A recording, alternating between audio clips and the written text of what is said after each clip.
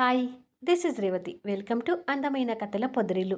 Video చూస్తున్న ప్రతి ఒక్కరికి, అలాగే లైక్స్, కామెంట్స్తో ఎంకరేజ్ చేస్తున్న వారందరికీ థ్యాంక్ యూ సో మచ్. ఇక కథలోకి వస్తే, ఫనీని కలుద్దామని స్వప్న వస్తుంది కదా. ఫనీ ఏమో ఒక బాబుని ఎత్తుకొని పక్కన వేరే అమ్మాయితో కూర్చొని ఉంటాడు. వాళ్ళని చూసి స్వప్న వెళ్ళబోతుంటుంది కదా. ఆ తర్వాత నుంచి కథ. ఫనీ మీద ఎన్నో ఆశలతో వచ్చిన స్వప్న వాళ్ళని అలా చూసి వాళ్ళ మాటలు వినగానే తన కళ్ళల్లో పటపటా కన్నీళ్లు కారుతుంటాయి. వాళ్ళని చూడలేక తిరిగి వెళ్ళడానికి వెనక్కి తిరుగుతుంది. అలా వెళ్తూ అక్కడున్న వాటర్ పైప్ తగిలి చెట్టు మీద పడబోతుండగా ఆ శబ్దానికి ఫనీ వాళ్ళు తన వైపు చూస్తారు. ఫనీ సడన్గా స్వప్నని చూసి ఆశ్చర్యపోతుంటాడు. స్వప్న వెంటనే కన్నీళ్లు తుడుచుకొని వాళ్ళ వైపు చూస్తుంది.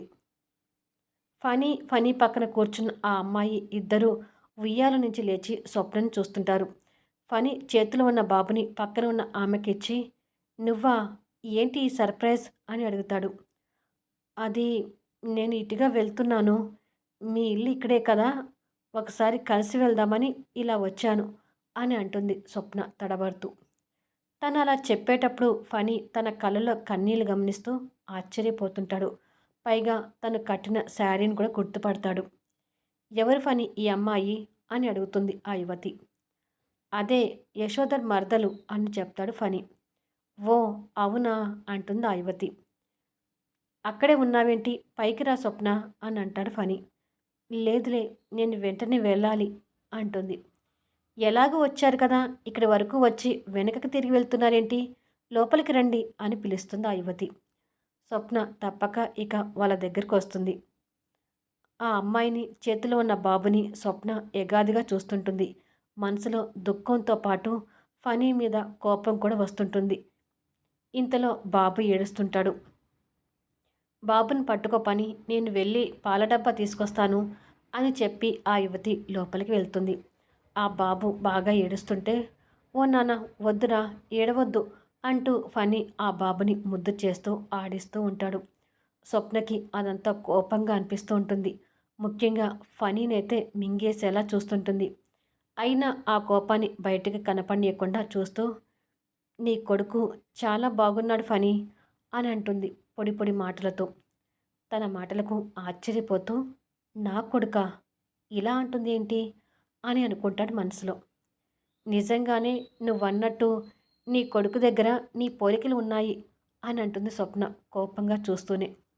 ఆ మాటతో ఫనీకి పూర్తిగా అర్థమై, ఓహో, ఈ కంచు కన్నీళ్ళకి కారణం ఇదన్నమాట. అందుకేనా నేను సెలెక్ట్ చేసిన శారీ కట్టుకుని వచ్చింది. మా అక్క కొడుకుని నా కొడుకు అని అనుకొని ఫీల్ అవుతుందా పాపం. ఈ కంచు ఇన్నాళ్ళు నాకు దూరమై నన్ను బాధ పెట్టింది కదా, ఇప్పుడు నాకు వచ్చింది టైం అని మనసులో అనుకొని ఏడుస్తున్న బాబుని ఇంకా దగ్గరగా హత్తుకొని ముద్దు చేస్తూ, అవును, నా కొడుకు. ఏమైనా నువ్వు నా జీవితం నుంచి తప్పుకొని మంచి పని చేసా స్వప్న. నువ్వు వెళ్ళాక నా లైఫ్ చాలా హ్యాపీగా ఉంది. చూడు బాబుతో ఎలా ఉన్నానో అని అంటాడు. స్వప్నకి మండిపోతుంటుంది. మరో పక్క ఫన్నీ చేతిలో ఉన్న బాబు కూడా బాగా ఏడుస్తుంటాడు. We was feeling. ఫనీ జాగ్రత్త, కంచు అసలే బగబగ మండిపోతుంది, నీ ఇష్టం. కొన్ని కొన్ని సంఘటనలు మన మంచిగా జరుగుతాయంటాడు స్వప్న. నువ్వు నాకు దూరమై చాలా మంచి పని చేశావు. అదే నిన్ను పెళ్లి చేసుకునుంటే నేను తిప్పలు పడి 300 చెరువులు నీళ్లు తాగేవాణ్ణి. ఒక టైంలో నేను నిన్ను ప్రేమించి తప్పు చేశానని ఇప్పుడు నాకు బాగా అర్థమవుతుంది అని ఇంకా ఏదో వాగుతుండగా మరొకసారి ఫనీ గుబ గుయ్యమంటుంది. దాంతో ఏడుస్తున్న పిల్లాడు ఏడుపాపి నవ్వుతుంటాడు. అలా కొడుతుందని ఊహించని ఫనీ షాక్ అవుతూ నవ్వుతున్న మేనల్లుడి వైపు వెర్రి చూపులు చూస్తుంటాడు. స్వప్న ఇంకా కోపంగా చూస్తూ, ఏరా పేలాల మొహం, నిజంగా నన్ను అసలు ప్రేమించావా? నీది నిజమైన ప్రేమ అయ్యుంటే అప్పుడే నన్ను మర్చిపోయి ఎలా ఇంకొక అమ్మాయిని పెళ్లి చేసుకునేవాడివో. నీ ప్రేమలో నిజాయితీ ఉండుంటే ఎన్ని ఏళ్ళైనా నా కోసం ఎదురు చూసేవాడివి. ఛీ, నీ ప్రేమ అంతా అబద్ధం, బూటకం. నన్ను బాధ పెట్టి నువ్వేమీ సుఖంగా ఉండవు, నాశనం అయిపోతావు అని తిడుతుండగా ఫనీ వాళ్ళ అక్క పాల డబ్బాతో పాటు వాళ్ళ భర్తను కూడా తీసుకుని వచ్చి, స్వప్న అంటే తనేనండి, మా తమ్ముడు ఫనీ ప్రేమించిన అమ్మాయి అంటూ పరిచయం చేస్తుంది. ఓ అవునా అని అంటాడు అతను నవ్వుతూ. ఆ మాటలు విని స్వప్న షాక్ అవుతూ, ఏంటి తమ్ముడా అని అంటుంది. మా తమ్ముడు నన్ను ఇంకా పరిచయం చేయలేదు కదా స్వప్న. నేను వీడి అక్కని, ఈయన మా వారు అని భర్తని పరిచయం చేస్తుంది ఆవిడ. స్వప్న షాకింగ్‌లా ఫనీ వైపు చూస్తుంది. ఫనీ వాతలు పడ్డ చెంపను పట్టుకొని కోపంగా మొహం తిప్పుకుంటాడు. నీకోసమే మా తమ్ముడు ఎదురు చూస్తున్నాడు స్వప్న. వేరే అమ్మాయిని చూసి పెళ్లి చేసుకోమన్నా కూడా వినకుండా నిన్ను నిజాయితీతో ప్రేమిస్తూ చేసుకుంటే నిన్నే చేసుకుంటాను. లేకపోతే అసలు పెళ్ళే చేసుకోనని మొండిగా వాదిస్తూ వచ్చాడు. పోనీలే ఇప్పటికైనా నువ్వు వచ్చావు. అది చాలు అని అంటుంది ఫనీ వాళ్ళ అక్క. ఆ మాటలతో స్వప్న ఎంత పొరపడిందో అప్పుడు అర్థమై ఫనీ వైపు జాలిగా చూస్తుంటుంది. చాలా రోజుల తర్వాత ఇద్దరూ కలిశారు కదా! కాసేపు మాట్లాడుకోండి అని చెప్పి వాళ్ళు బాబుని తీసుకొని లోపలికి వెళ్తారు. వాళ్ళు లోపలికి వెళ్ళగానే ఫనీ మీద కలిగిన జాలి మళ్ళీ కోపంగా మారుతూ, పోరా పేలాల మొహం! కాసేపట్లోనే నన్ను ఎంతగా ఏడిపించావు అని కోపంగా వెళ్తుంటే, ఏ కంచు ఆగు! నా మీద నీకు ఎంత ప్రేమ ఉందో తెలుసుకోవాలని ఇలా చేశాను. కానీ నీకు కూడా నా మీద బోలెడంత ప్రేమ ఉందని నీ కన్నీళ్లతో తెలిసిపోయిందిలే అంటూ తన వెంట పడుతుంటాడు. అదేమీ లేదు. నేను నిన్ను అస్సలు ప్రేమించడం లేదు. పో అని చెప్పి స్వప్న కోపంగా వెళ్తుంటే ఫణి ఫాస్ట్‌గా వచ్చి ఆగు కంచు అంటూ తన చేయి పట్టుకుంటాడు. నేనాగను. పోరా పెళాల మొహం! ఈ కంచుతోనే కన్నీళ్లు పెట్టిస్తావా? నీకు ఎంత ధైర్యం? అంటూ ఫణి చేయిని విదిలించుకొని వెళ్తుంటుంది. నువ్వు కూడా తక్కువ కాదుగా. నీ కసి తీరా నా గువ్వ పగలగొట్టావు కదా! అంటూ తన వెంట పడుతుంటాడు. అయినా నీ మీద నాకు కోపం ఇంకా చల్లారలేదు అని చెప్పి స్వప్న వెళ్ళిపోతూ గార్డెన్ పైపు తగిలి అనుకోకుండా కింద పడుతుంది. ఫనీ కూడా ఆ పైపు తగిలి డైరెక్ట్‌గా స్వప్న మీద పడతాడు. దాంతో ఇద్దరు బ్యాలెన్స్ చేసుకోలేక గడ్డిలో పడతారు. స్వప్న మీద ఫనీ పడి ఉంటాడు. ఇలా కొన్ని నిమిషాలు వాళ్ళ చూపులు అలా కలిసిపోతుంటాయి. ఫనీ కాస్త తేరుకొని, ఇప్పుడు చెప్పు కంచు, నువ్వు నన్ను ప్రేమిస్తున్నావా లేదా అని అడుగుతాడు.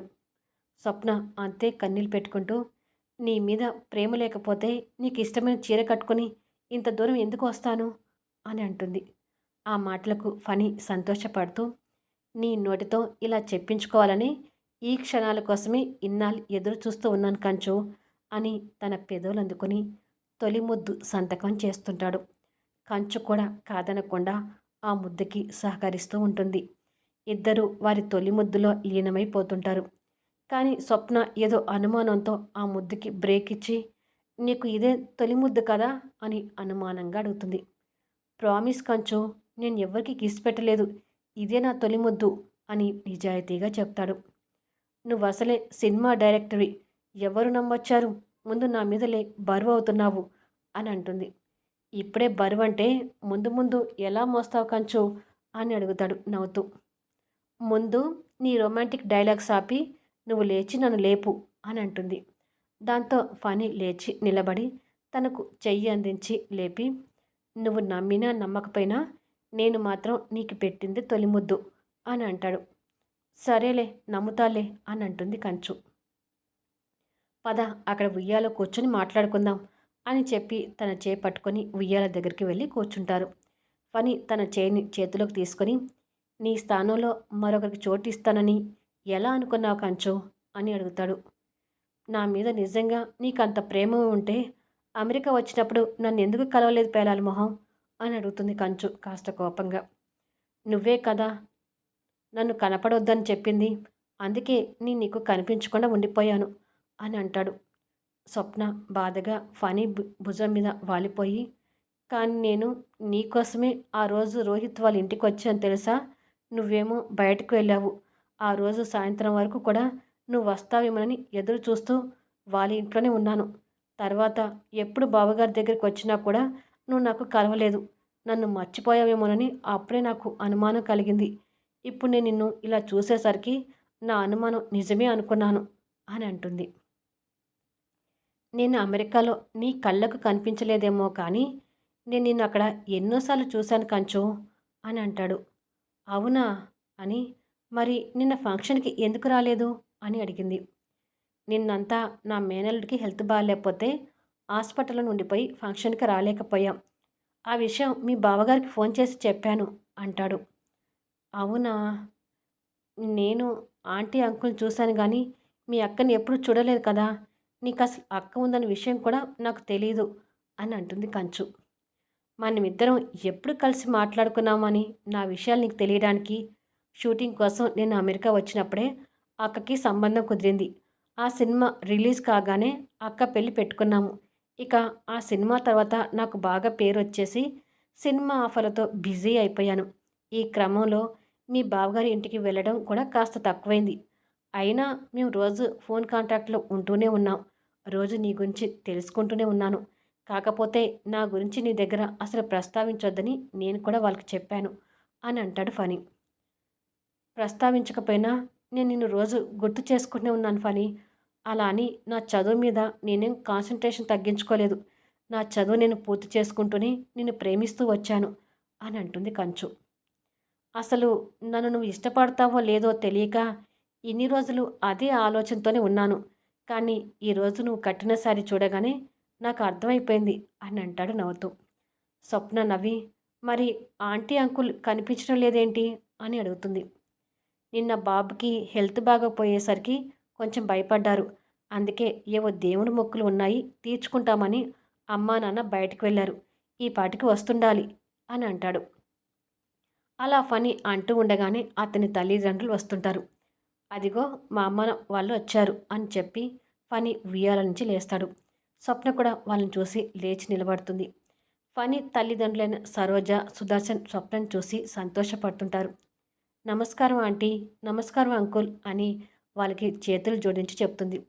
కొడుకు పక్కన నిలబడిన స్వప్నను చూసి సంతోషపడుతూ నమస్కారం అమ్మా అని అంటారు. సరోజ దగ్గరకు వచ్చి స్వప్న తల నిమురుతూ ఇండియాకి ఎప్పుడొచ్చావమ్మా అని అడుగుతుంది. నిన్ననే వచ్చాను ఆంటీ అని అంటుంది. రావటమే కాదమ్మా, ఇప్పుడు తను నా ప్రేమను కూడా ఒప్పుకుంది అని అంటాడు ఫనీ.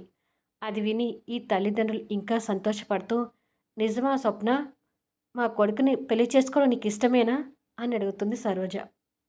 నిజమే అన్నట్టుగా కంచు తల ఊపి సిగ్గుతో తలదించుకుంటుంది. అబ్బో, నా కంచు కూడా సిగ్గుపడటం తెలిసే అని మురిసిపోతుంటాడు ఫనీ. నా బంగారు తల్లి అంటూ సరోజ స్వప్న నుదిటిన ముద్దు పెట్టుకుంటుంది. బయట కూర్చున్నారేంటమ్మా, లోపలికి రండి అని అంటాడు సుదర్శన్. స్వప్నం తీసుకొని లోపలికి రారా అని చెప్పి సరోజ భర్తతో కలిసి లోపలికి వెళ్తుంది.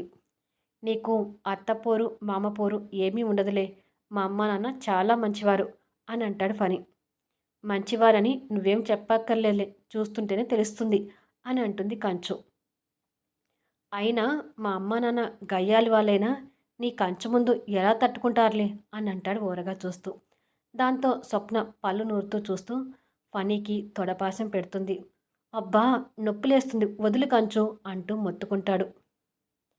వీ వాస్ ఫీలింగ్, అనుభవించు, నీకు నోరు అసలు ఆగదు ఫనీ. బలవంతంగా తన తొడ మీద నుంచి కంచు చేయి విడిపించుకొని ముందు ముందు నీతో ఎలా వేగాలి కంచు అని అంటాడు. అందుకే ఇప్పటి నుంచే నువ్వు నొప్పి భరించడం ప్రాక్టీస్ అవుతుందని తొడపాసం పెట్టాను అని అంటుంది. ఆహా, తమ ప్రతాపం ఇప్పటి నుంచే చూపించడం మొదలుపెట్టారనమాట.